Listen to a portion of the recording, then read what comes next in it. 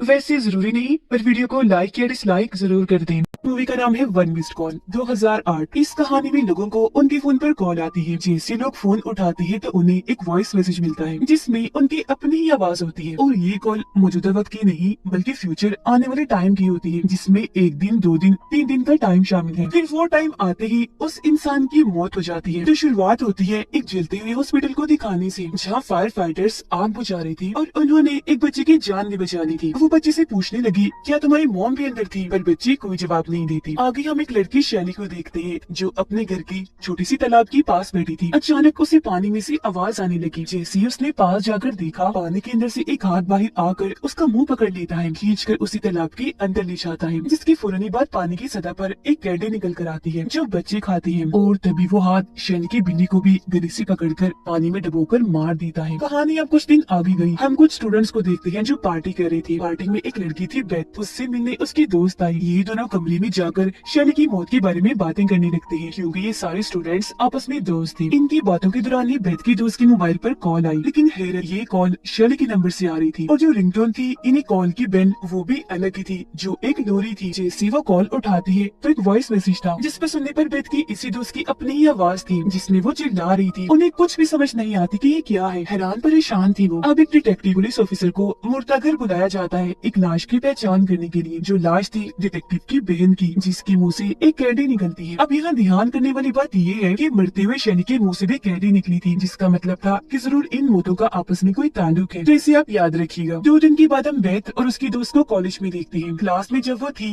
तो बेथ की दोस्त को हेलोसिनेशंस होने लगी, यानी ऐसे ख्याल ऐसी चीजें दिखाई दे रही थी जो असल में थी भी नहीं। जैसे बेथ की हाथ पर उसे बिच्छू रेंगते हुए नजर आया। क्लास खत्म होने के बाद बेथ उससे कॉफी पीने का पूछती है, पर वो साथ जाने से मना करके लाइब्रेरी आ जाती है। लाइब्रेरी बंद होने के बाद बेथ की दोस्त जब घर जा रही थी तो उसे और भी हेलोसिनेशंस होने लगती है। हर जगह उसे भूत आत्माएं शैतान दिख रही थी, जिनसे वो बहुत डर गई थी, क्योंकि जाहिर है सभी बहुत भयानक थे। डर के आलम में वो बेथ को कॉल करती है। वो कहती है, घबराओ नहीं, मैं तुम्हारे पास ही हूँ, बस 2 मिनट तक पहुँचती हूँ। लेकिन वो तो इतनी डरी हुई थी कि उसकी हालत खराब होने लगी। डरते डरते वो एक ऊंची जगह से गिर गई। ट्रेन से टकराने से उसका एक्सीडेंट हो गया। वो इतनी जख्मी हो गई कि फौरन ही उसकी मौत हो जाती है। इसी दौरान बेथ भी यहाँ पहुँच गई और ये हादसा होते हुए वो भी देख लेती है। उसे अजीब तरह की आवाज भी सुनाई दी गई। अपनी दोस्त की लाश के पास जब वो आई तो उसके मुंह से भी कैडी निकलती है। बेथ उसका फोन चेक करती है, जिसमें कॉन्टेक्ट नंबर ऊपर नीचे हो रही थी। ऐसा लग रहा था जैसे कोई दूसरा नंबर निकालने की कोशिश कर रहा है। इसके बाद कॉलेज में 2 लड़कियां इस हादसे के बारे में बात कर रही थी कि बेथ की दोस्त की भी मौत हो गई। उसकी और शैली की मौत एक तरह से ही हुई, एक फोन कॉल आने की वजह से। ये बातें सुनकर बेथ का मेल फ्रेंड उन पर गुस्सा करने लगा कि बंद करो ये फजूल की बातें, ऐसा कुछ नहीं है, ये सारी चीजें मन गढ़ंत है, बकवास है। बेथ भी यहाँ आ गई,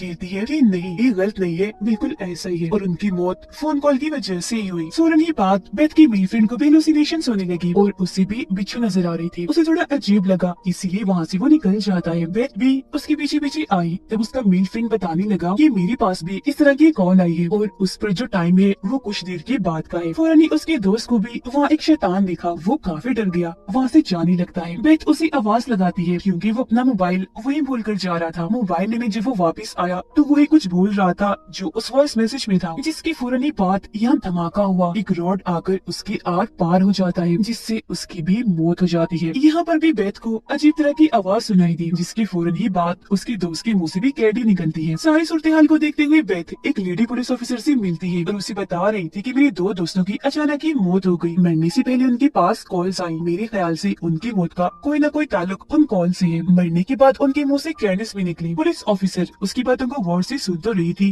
पर यकीन नहीं करती, लेकिन उनकी ये सारी बातें वो डिटेक्टिव सुन लेता है, जिसे हमने शुरुआत में देखा, जिसे मुर्दा घर में बुलाया गया था। वो बेथ को बताता है कि कुछ दिन पहले मेरी बहन की भी मौत बिल्कुल इसी तरह से हुई। शैली जिसकी मौत तालाब में डूबने से हुई, वो और मेरी बहन एक हॉस्पिटल में नर्स थी। पहले मेरी बहन की मौत हुई, फिर 2 दिन के बाद शैली की। मेरी बहन के मुंह से भी लाल रंग की कैंडी निकली थी, इसलिए मैं भी इस बात को मानता हूँ कि जरूर इन फोन कॉल्स, कैंडीज और इन मौतों के बीच कोई ताल्लुक है। वो फिर बेथ को अपना मोबाइल नंबर देते हुए कहता है कि कोई भी मदद चाहिए राब्ता कर लेना, मैं भी इन सब मरने वालों की फोन कॉल्स की डिटेल्स निकाल कर तुम्हें बताऊंगा।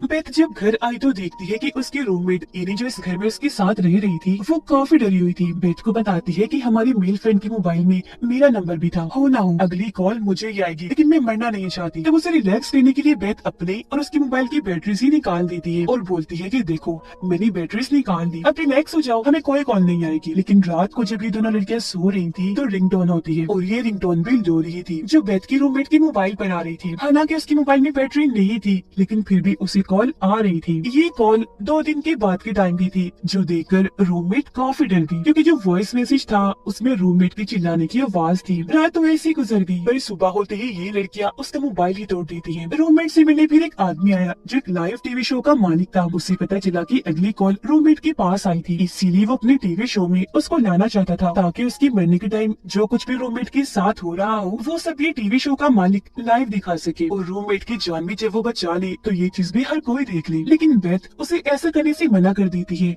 और रूममेट को लेकर वापस घर आ जाती है। रूममेट का कहना था कि हमें उस आदमी की बात मान लेनी चाहिए, क्या पता वो हमारी मदद ही कर दे, लेकिन फिर भी बेथ ने उसे मना कर दिया। अगली सुबह रूममेट वहाँ नहीं थी, वो जा चुकी थी। जाते हुए उसने बेथ के लिए एक नोट छोड़ा था कि मैं अपने मॉम डैड के पास जा रही हूँ। फिर डिटेक्टिव बेथ के पास आकर बताता है कि मैंने सारी फोन कॉल रिकॉर्ड्स निकाल लिए हैं, जिससे मुझे पता चला है कि हर मरने वाले को उससे पहले मरने वाले ने फोन किया था। जैसे मेरी बहन ने शैली को, शैली ने फिर तुम्हारी दोस्त को जिसकी मौत ट्रेन वाले हादसे से हुई, उसने फिर तुम्हारे मेल फ्रेंड को। हैरान करने वाली बात ये थी कि सारी ही कॉल्स उन लोगों की मरने की बात की गई थी उनके नंबर से। वो फिर बताता है कि मेरी बहन को कॉल एक औरत ने की थी जो मरीज थी और अब मैं उसके घर जा रहा हूँ सच्चाई का पता लगवाने। इस पर बेथ भी उसके साथ चल देती है। उस औरत के घर पहुंचकर डिटेक्टिव छानबीन करने लगता है। उसे यहाँ एक छोटे से कैमरा से रिकॉर्ड की हुई वीडियो की सीडी मिलती है। ये कैमरा बच्चों पर नजर रखने के लिए होता है। वीडियो में इस मरीज औरत की 2 बेटियां थी जिनमें बड़ी बेटी का नाम एनी था, लेकिन ढूंढने के बाद भी डिटेक्टिव को यहाँ वो छोटा कैमरा नहीं मिलता जिससे वीडियो बनाई गई थी। उसी वहाँ एक इनहेलर मिलता है, इन्हें जो सांस के मरीज इस्तेमाल करते हैं। वो एक पंप की तरह का था जिसे जैसे डिटेक्टिव दबाता है उसमें से एक आवाज आई। जो आवाज सुनकर बेथ काफी डर जाती है। डिटेक्टिव को बताती है कि जब मेरी दोस्त और मेल फ्रेंड की मौत हुई तब वहाँ मैंने यही आवाज सुनी थी, लेकिन जहाँ से आवाज आ रही थी वहाँ कोई भी नहीं था। मजीद छानबीन करने पर डिटेक्टिव को पता चला कि उस मरीज औरत की बड़ी बेटी एली की मौत दमे के अटैक की वजह से हुई, यानी उसे सांस का मसला था और ये इनहेलर उसी का था। साथ ही उसकी छोटी बहन को उनकी मोम 9 बार हॉस्पिटल लेकर गई थी क्योंकि उनकी छोटी बेटी अलग अलग तरह से जख्मी हुई थी, जैसे कभी उसका जल जाना, कभी सर में सुई का चुभ जाना, तो कभी कोई शैम्पू पी लेना। ये सारी बातें जानकर बेथ डिटेक्टिव को बताती है कि मैं सारी बात समझ गई हूँ। असल में उस मरीज औरत को कोई दिमागी बीमारी थी जिस वजह से वो अपने ही बच्चों को जख्मी कर दिया करती थी, फिर हॉस्पिटल में उनका इलाज करवाकर देखभाल करती थी ताकि उन बच्चों की और तवज्जो ले सके। यहाँ इन्हें ये भी पता चला कि जिस हॉस्पिटल में उस मरीज औरत की बेटियों का इलाज हुआ करता था वहाँ एक नर्स ने उस औरत से पूछताछ भी की थी कि उनकी बड़ी बेटी को कब से दमे की बीमारी है और छोटी बेटी क्यों बार बार जख्मी हो जाती है। यहाँ मैं आपको बता दूं कि वो पूछताछ करने वाली नर्स और कोई नहीं बल्कि डिटेक्टिव की बहन थी जिसकी मौत सबसे पहले हुई थी। अब तभी टीवी पर बेथ अपनी रूममेट को उस लाइव शो में देखती है जहाँ टीवी शो का मालिक उसके साथ होने वाली हर चीज को लाइव दिखाएगा, जो देखकर ये दोनों जल्दी से उस चर्च के लिए निकल जाते हैं जहाँ ये शो होने वाला था। इसी दौरान रूममेट बेथ को कॉल करके सॉरी कहती है कि मुझे माफ कर देना, मैंने तुम्हारी बात नहीं मानी और मैं इस शो में आ गई। शो में दिखाया जाता है कि रूममेट को भी हेलुसिनेशंस होने लगी, उसे अपने आसपास शैतान दिखने लगे। जैसे बेथ और डिटेक्टिव यहाँ आए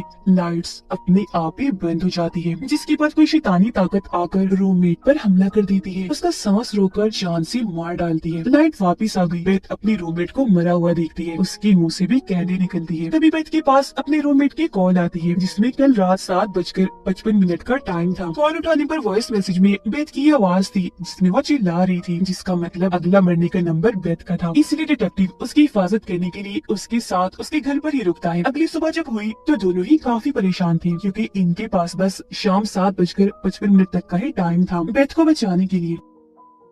डिटेक्टिव को फिर उस मरीज औरत की बेटी यानी एली की छोटी बहन के बारे में पता चला जो अब एक ऑर्फनेज में है, एक ऐसी जगह जहाँ उन बच्चों को रखा जाता है जिनका इस दुनिया में कोई नहीं होता। वहाँ जाकर पता चला कि ये बच्चे और कोई नहीं बल्कि शुरुआत वाली बच्ची है जिसे फायर फाइटर्स ने जलते हुए हॉस्पिटल से बचाया था। ये दोनों उससे उसकी मोम के बारे में पूछते हैं पर शुरुआत की तरह ही वो कोई जवाब नहीं देती। जब फायर फाइटर्स ने पूछा था कि तुम्हारी मोम हॉस्पिटल के अंदर थी, लेकिन तभी बच्ची के बालों में से लोरी की आवाज आने लगी और ये लोरी वही थी जो रिंगटोन बनकर बजती थी। थी। फिर इस चीज को नजरअंदाज करके बेथ और डिटेक्टिव बाहर आई। वो फैसला करती है कि हम अलग अलग जाकर एली की मॉम यानी मरीज औरत के बारे में जानकारी इकट्ठा करेंगे। लेकिन जैसे बेथ वहाँ से जाने लगी उसकी नजर एली की बहन की खिड़की पर गई, जिसके पीछे एक भूत खड़ा हुआ था। जिसके बाद बेथ उस हॉस्पिटल में जाने का फैसला करती है जहाँ पर एली और उसकी छोटी बहन का इलाज हुआ था। इस बारे में वो डिटेक्टिव को भी बता रही थी कि मैं उस हॉस्पिटल में जा रही हूँ। वो अंदर जाने की कोशिश करती है पर सामने वाला दरवाजा लॉक था, इसीलिए वो पिछले दरवाजे से जाने की कोशिश करने लगी, लेकिन ये दरवाजा भी लॉक था। पर तभी वो अपने आप ही खुल जाता है। हॉस्पिटल के अंदर आकर बेथ सुराग ढूंढने लगी, लेकिन तभी कोई शैतानी ताकत अंधेरे में बेथ पर हमला कर देती है और खींच कर उसे अपने साथ ले जाने लगी। इसी वजह से वो काफी डर गई, जोर से चीख मारती है, जैसी तैसी अपनी जान बचाकर वहाँ से भाग गई। बेथ को यहाँ डिटेक्टिव मिल जाता है। ये दोनों यहाँ से बाहर निकलने की कोशिश करती है पर निकल नहीं पाती क्योंकि सारे दरवाजे लॉक्ड हो गए थे। फिर जैसे ये कमरे में आए कोई शैतानी ताकत अब डिटेक्टिव पर हमला कर देती है। वो उसे हवा में उठाकर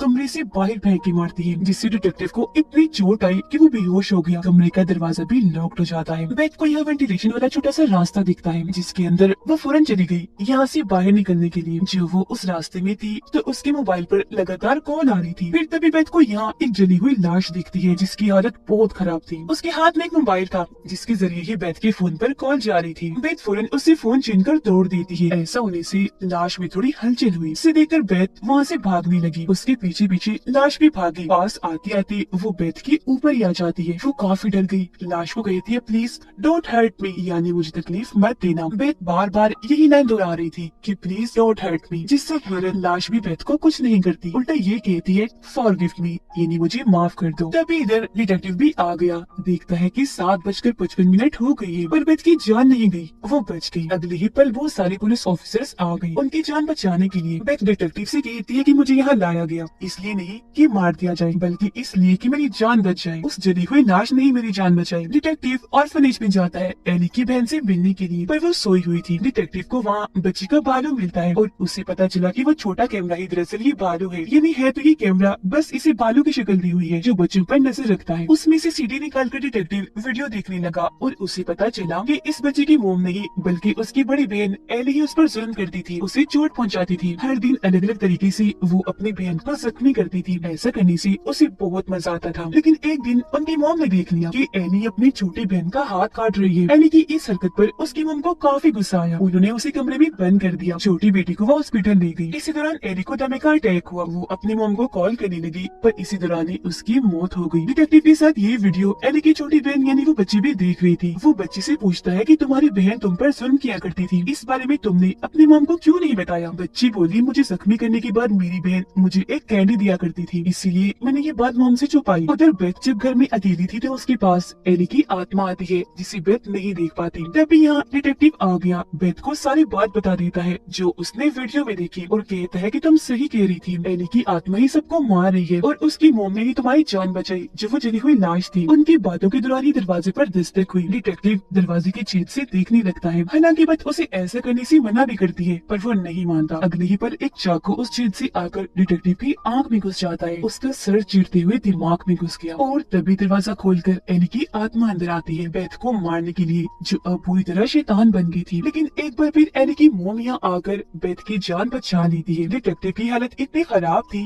कि उसकी भी मौत हो जाती है। उसके मुंह से भी एक कैंडी बाहर आती है। उसके मोबाइल से फिर नंबर अपने आप ही डायल होने लगते हैं अगले शिकार के लिए। अब यहाँ मैं आपको इस मूवी का खुलासा कर देती हूँ और वो ये कि एली ही शैतान थी। असल में बचपन से ही उसमें शैतानी हरकतें थी। जैसे अपनी बहन को जख्मी करने के बाद वो उसे कैंडी देती थी, लेकिन जब उसकी मौत हुई तो वो एक पूरी शैतान बन गई और फिर लोगों को मारने के बाद उन्हें कैंडी देती थी। इसीलिए हर किसी के मुंह से कैंडी निकलती थी। और जिस तरह से उसकी मौत हुई अपनी मम को कॉल करते करते, ऐसे ही वो लोगों को मारने के बाद उनके नंबर से अगले मरने वाले इंसान को कॉल कर दिया करती थी। और इसी के साथ ये कहानी इधर ही खत्म हो जाती है।